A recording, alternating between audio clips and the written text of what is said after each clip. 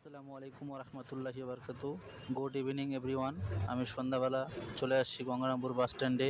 এই যে দেখেন, নিচতলা পুরো দোকান, মার্কেটিং, উপরে গেস্ট হাউস, পুরো বাস স্ট্যান্ডটা দেখে নেন। খুব সুন্দর ভিউ। এই যে গাড়ি দাঁড়িয়ে আছে, এর যতক্ষণ না পিছনে আর একটা গাড়ি আসবে এ যাবে না। এই যে দেখেন টিকিট কাউন্টার, এটা পুরোটা টিকিট কাউন্টার।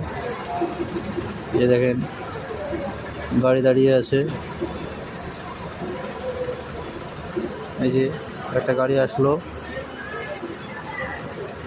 এখানে